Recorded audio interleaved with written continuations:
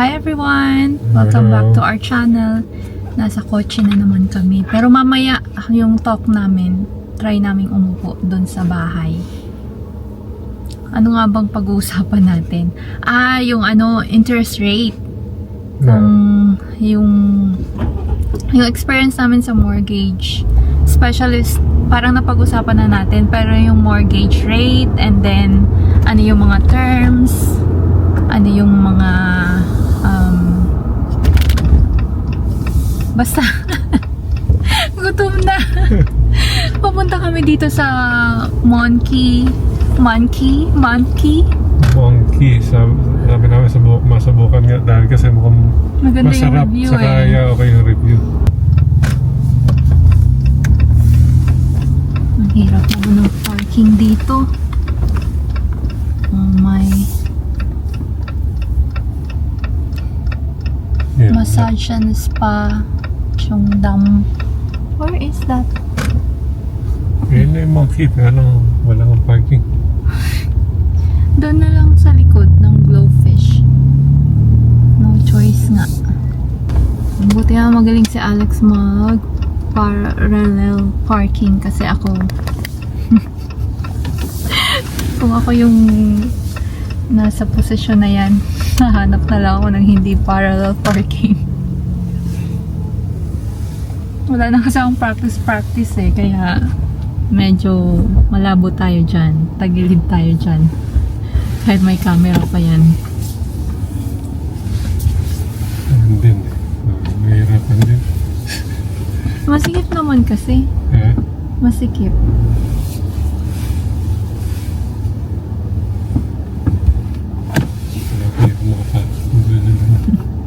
Baka naman nape-pressure ka dahil naka-video. Naka-video nga. Nakalimutan pa mag-parallel parking. Dahil lang naka-video. Hindi, malaki din kasi yung sa likod GMC na truck. So naka-ano siya, ano bang tawag dyan? Hindi, malapit-lapit sa linya yung yung... Ito, tingnan mo. Hindi ko pinagtatanggol lang si Alex sa ayan, diba? Ang taas ng ano niya. Ayan na. Ready na? Let's go na. Okay. Makakain. Brunch. So, doon kami sa Monkey. Tapos, 45 minutes yung wait. Ang daming tao. Maganda kasi yung review eh. So, I guess, yun next talaga yung puntahan ng mga tao. May reservation nga sila. Siguro next time pa-reserve na lang. Pero, daming tao. Yun, may naghihintay po na sa labas. Nasa Winners ako ngayon. And then, try ko tong mga to. Ang dami. Ang dami kong trinay na pants. Tapos isa lang yung kasha. Pang office lang ito. Not really sure ako. Kaya wag na lang. So, it's $40. Size 8 na. Dati naman size 6 lang ako. Dito na naman kami sa HomeSense. Maghahanap na naman. Center table. Saka buffet.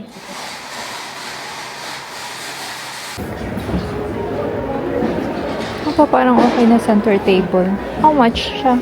This one is marble nga. Okay sana siya. Ito sana kaya lang black.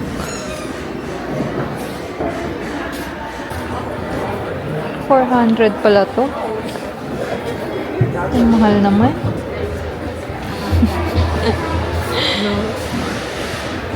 Never mind. Costco naman kami ngayon. Magkano na ba yung gas dito? So, madami na tayong napuntahan. Naghahanap talaga ako ng winter coat. Spring trench coat dahil yung sa akin hindi nakasya. Ang daming damit ko na hindi nakasya. Lalo na sa arms ko. Kasi lumaki yung arms ko eh. Saka yung chan ko lumaki din. Tapos either dala ng stress sa work kaya or dahil nasa 40s na ako and pre-menopause. Kaya ang hirap niyang tanggalin. Magkano po? Ba't 105? 60 liters lang. Doble. Doble-doble. IKEA naman kami. Itong para kay mama 279. 6 drawer siya. Kaya okay na kay mama yan. Medyo napapagastos pero at least makumpleto na yung bahay. 28 yan. Awas pala. Oo. Sabay ako yung pinaangkas eh. Okay, no? 1 plus 2? I think so. Baka may 1 plus 2. Kilberg So, Gert. Yeah. Kilberg Gert tapos yung so 1. 6. Saka 2.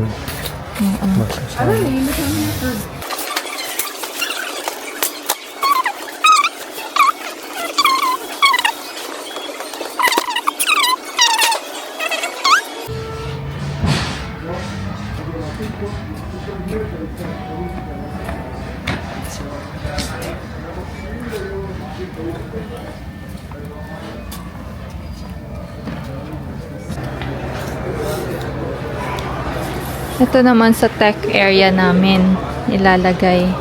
Kasi pwede pa yung isa na shelf para makompleto na yung tech area.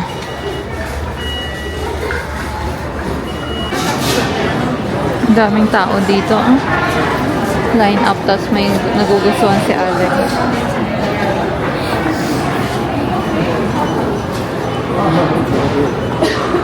Its MT5 offers faster processing and multi-threaded strategy testing. Wala, ipopromote lang kita na kung sinong gusto mag-pa-install ng IKEA. Pero, IKEA naman. Blinds, IKEA, Raydon, kung ano-anong mga kailangan. Lahat pasukan na natin.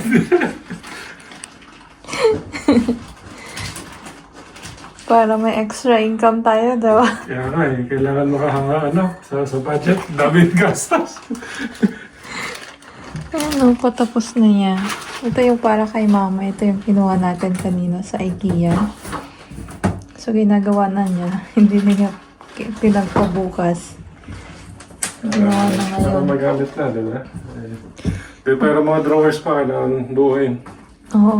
Medyo mabusisi itong drawer na ito dahil ang daming mga piyesa. Tapos, ito pa yung Wow. para doon sa second portion ng which is yung mga drawers naman. Ay, bukas na yan. Mag-aalas 10 na ng gabi. Good job. Ano daw sabi? Happy wife? Happy life? Kaya nga eh. Ayan. And happy mother-in-law also. Hindi, kung tutusin, mahilig naman ako magbubuo ng mga bagay sa gumawa talaga ng mga DIY kaya Oo. wala namang problema yun. Kaya nga, nai-enjoy niya yan basta may tools siya. Diba? Ito naman yung isa. Oh, ha?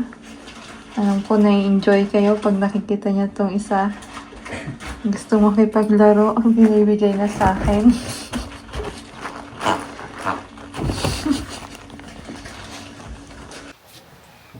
Ito na yung continuation ng kagabi. Yung mga drawers naman yung gagawin namin. Tapos pag-uusapan natin yung sa mortgage namin. Ito, sobrang kulit na naman. Sobrang naglalambing. Nataka ako bakit ako pinapatulong and usually hindi talaga ako tumutulong dahil natatabingi ko minsan. Hindi, pero okay na magkaroon ng mga matuto ng mga extra skills, di ba? Siguro dahil pinupush ko siyang mag-sideline neto, gusto siguro akong isama. Ayun, sige. Pwede. Dalawa na kami ha. Goods na kami ma-hire niyo kung gusto niyo. So, alam niyo naman siguro na kay Jillian kami kumuha ng mortgage. Nagustuhan kasi namin yung service niya. Saka, yung doon, di ba sa RBC, sa bangko mismo namin, ginost kami. So, parang, doon nag-move forward na lang kami kay Jillian.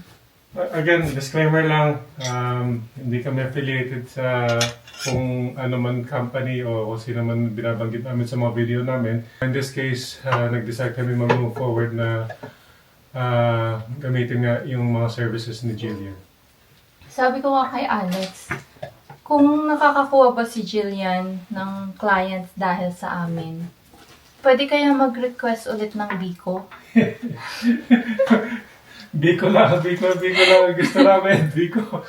Sabi, pag nanonood siguro si Ate Rose, ay ano ba yan, napahamak ako. Ako natuloy itong tagagawa parati kay Molly. Hindi nga. Pero na-enjoy kasi namin talaga yung service nila. Yeah, tsaka hindi naman kami magre-recommend kung na bad experience kami tulad nung nangyari sa RBC nga. Kaya,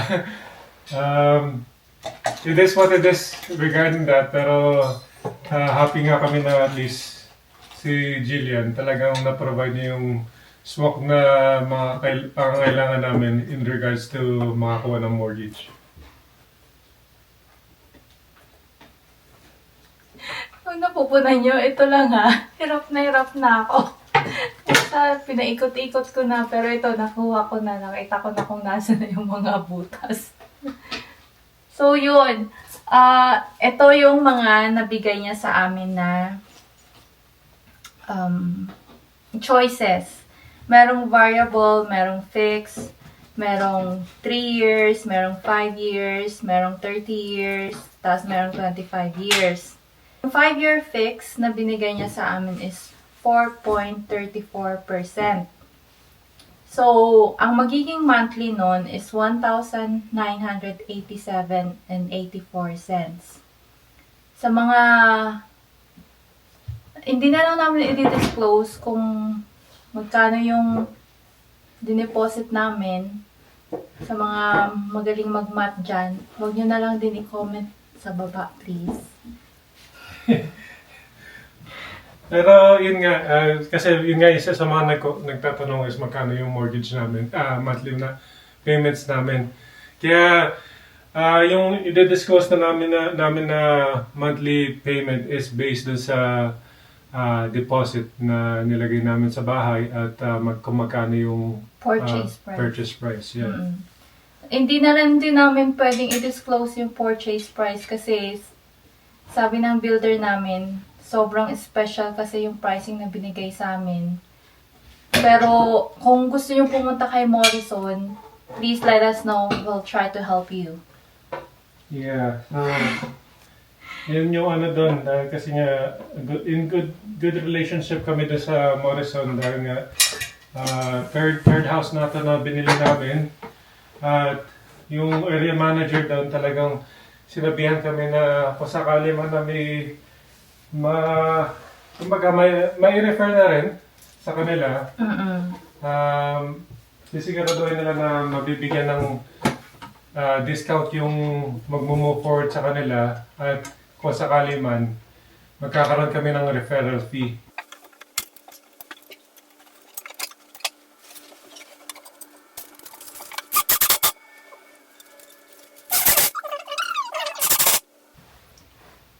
So, doon sa 5% na, ay 5-year fix at 4.34%, ang magiging monthly namin is 1,987.84 cents. So, bali, ang magiging total payments after 5 years is 71,562.24. Then, yung total interest naman is 45,521. So, imagine nyo, ang laki, no? Napupunta lang sa interest yon. Then, yung principal naman is 26,062.03 cents. May binigay din ng mga options si Jillian regarding that. Bago kami nag-decide na ito yung kukunin namin, may 2-3 options may binigay sa atin. Yung 3-year fix naman, meron din kasing 3 years eh. Mas mababa yung binigay niya, 3.99%. Tapos, ang magiging monthly payment niya is nasa 2,096.21 cents. Yung mga sinasabi namin is 25 years kasi yung 30 years, mas malaki kasi yung interest na babayaran mo. Kaya naman sa budget yung 25 years amortization. Doon na lang kami. Yeah, so yung sa mga bagong tumitingin ng bahay, yung amortization is yung how many years nyo kakailanganin para mabayaran yung buong bahay. Pero yung isang option pa, kung sakali man na depende sa budget nyo at yung monthly nyo hindi pa aabot doon sa binibigay, pwede nyo stretch yung amortization na yun up to 30 years or hindi ko lang alam kung pwede pa mas mataas pa ng 30 years. Pero sa 30 years, bababa yung monthly payment nyo sa bahay. Yung downside nun, dahil nga bababa yung payment nyo, matataga naman kayo sa interest rate. And yung kinuha namin, ito yung kinuha namin na sa palagay namin, swak naman sa ano namin, sa budget, sa lifestyle, ganyan. So, ang kinuha namin is variable. Variable kasi. Yeah, so yung variable, dahil nga given the market, hindi natin alam kung saan papunta yung interest rates. In our views lang, personal experience din, gusto lang namin na mag-variable dahil kasi sa tingin namin may potential na bumaba pa yung interest rates. So kung variable yung interest rates nyo, may opportunity kayo na pag bumaba yung interest rate, doon nyo lang ila-lockdown yung future interest, kumbaga. Sinabi naman ni Julian na if ever man bumaba, tapos komportable na kami sa rate na yon, pwedeng niyang baguhin. Yeah. 'Di ba? I don't know kung may interest na babayaran, pero kung meron man daw, maliit lang naman daw. And yung 4% na yon, prime rate yon, less 0.45. Yeah, so yung ano din doon sa variable versus fixed. Kung fixed, yung maganda doon is alam nyo, kung may budget kayo na susundan, alam nyo kung magkano babayaran nyo in regards to pagbayad sa bahay. Versus yung variable, kung napanood, sana naman hindi, biglang tumaas yung interest rate, yung monthly payment nyo sa pagbayad ng bahay, tataas din. Kaya yung iba talagang mas gusto nila na fixed rate dahil kasi, yun nga, stable yung bayaran sa bahay. Oo. Saka, yung variable ngayon, mas napupunta sa principal namin kung halimbawa mababa yung rate na binibigay ng kung mababa yung rate, napupunta siya sa principal namin. Which is good para napipay off agad natin yung principal, diba? Yan yung mga iba-ibang way na kung gusto nyo i-accelerate yung payment nyo, pwede kayong mag-lump sum, pwede kayong maglaro doon sa mga rates, at ano pa ba?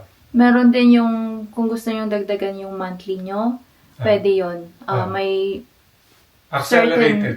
certain percentage lang siya na pwede nyong taasan. Halimbawa kami nasa 1,900 something, pwede namin gawing 2,000 a month or 2,100 a month. Pero, nag-stick muna kami sa kung ano muna sa ngayon kasi nagsisettle pa nga, diba? Yun nga. Tsaka yung sinasabi ko naman na accelerated, meaning, imbis na monthly or monthly yung bayaran nyo, gawin yung bi-weekly. So, every year, magkakaroon kayo ng isa o dalawang extra payment sa buong year, kumbaga sa principal nyo sa bahay. Oo. Makakalas kayo sa interest, diba? So, ito yung sa amin, 4%, 25 years, yung amortization, yung term namin is 36 months. Tapos, prime rate nga na 4% less 0.45. Then, yung payment frequency na kinuha namin is yung accelerated bi-weekly. Yeah. Tapos, yung monthly payment namin is 1,119.97. Pero, dahil accelerated bi-weekly siya, ang binabayaran namin is 960 bi-weekly. Tapos, ang magiging total payments namin is 69,118. Yung total interest doon is 41,896. And yung total principal, 27,222. So yun, Ang maraming daming mga numbers. information na nakukuha kayo dyan. Pero yun nga, highly recommended na yung mga questions nyo, i-direct nyo sa mortgage broker para at least talagang yung information na mabibigay sa inyo talagang swak sa sitwasyon nyo. Oo nga, saka at least talagang bibigyan kayo ng mga option, tapos kung saan talaga kayo komportable, yun kunin nyo. And then kung magbago yung financial, like kung situation nyo, pwede nyong baguhin, diba? Mag-adjust lang, dahil kasi nga, yun nga, may mga kanya-kanya tayong budget, may mga kanya-kanya tayong mga goals. Kaya, depende, kaya naman ma-adjust yan kung sakali man. Totoo yun. Saka, manalo kayo sa loto, malay natin. Balatuhan nyo kami. Oo. Pero yung binabayadan namin na 960 bi-weekly, komportable kami doon na alam naming mababayaran siya na hindi kami mag-worry. Kasi if naaalala nyo, yung rent namin is 1,800 a month. Although hindi pa namin alam yung yung property tax, wala pa rin kaming masyadong amount talaga na mabibigay sa inyo sa utility and kung ano pa, insurance, kasi hintayin muna natin. So yun, so stay tuned lang kayo. Sa mga hindi pa nagsusubscribe, subscribe na kayo para at least i-update namin kayo kung ano yung mga magiging bayaran sa tax, utilities. Yung may ano pa dito, yung HOA. Oo, dito sa Seaton. Nagulat kami. Medyo nakakagulat. Pero yun din. Stay tuned lang kayo. Update namin kayo regarding those extra fees pag may owner kayo ng bahay. Kumbaga. Oo. Saka, pag-usapan din natin kung ano naman yung mga nagastos na namin dahil bagong bahay nga ito. Yeah. So, may mga nalista na ako kung ano yung mga so far na nagastos namin. Like ito, mga furnitures, blinds, and kung ano-ano pa. Saka, yun nga, pero sa ngayon, mga binibili namin is mga budget-friendly naman. Budget-friendly, hindi ko masabi dahil sa sobrang taas yung mga presyo. Pero IKEA yung mga binibili namin na furniture sa ngayon para at least good enough panimula ulit dito sa Canada at overall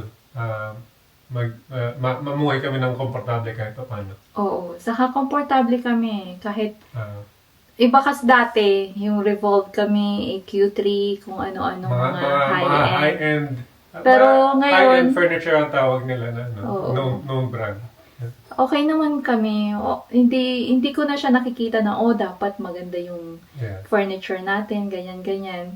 Basta komportable kami maupuan. Tapos yung swivel chairs, yun yung favorite namin sa HomeSense. Na-enjoy kasi din yung view sa labas. Kaya lang, yun nga, paunti-unti namin nakikita, binibuild na yung bahay doon sa kabila. Parang paunti-unti natatakban na yung view namin na doon sa river sa baba. Kaya it is what it is. Pero at least, yun nga, na-enjoy namin talaga yung itong bahay na to. Oo. Yeah. Saka yung kapitbahay namin. Kahit duplex to, hindi maingay. Yun ang, kahit rental din siya, hindi din maingay so far. Sana. Diba? Kaya, I guess yun na lang muna, no? Yun naman ang na-promise namin. Na-breakdown naman namin yung mga rates at mga options nyo in regards to pagkuha ng mortgage. At yun, kung minamiss kami, ito naman ako, kami. Kung may na-miss kami, mag-message na lang kayo dyan sa comment section para at least i-try namin sagutin yung mga questions nyo at kung may mga maliman na kami na nabanggit, feel free to share them para at least yung mga subscribers natin up to date sa mga topic related sa topic ng mortgages. Oo. Basta wag nyo na lang itanong please kung, magkano yung dineposit nyo, ganyan-ganyan. Bala na lang kayo mag-compute. Pagaling kayo dyan. Kayo na bahala dyan. Basta yun, nabigay namin yung Saka monthly yun nga, namin. yung ano din, yung presyo na itong bahay na ito, hindi rin namin may disclose dahil kasi talagang out of respect din sa builder Oo. at kung ano yung na-negotiate, doon na lang kami mag-i-stick. Kaya thankful talaga kami din sa Morrison. Yeah. And thankful din kami kay Jillian sa pag-asikaso niya. Kasi mabilis talaga din siya. Yeah. And yung biko ko, please. Kung if ever meron ka. Pero may pasok dahil sa Sinasabi ko kay amin. Molly, mamaya, biglang dumami yung biko, puno-puno yung ref natin ng biko. Oo. Yun din. So, ituloy na muna namin to. Okay, so I guess until next time, bye!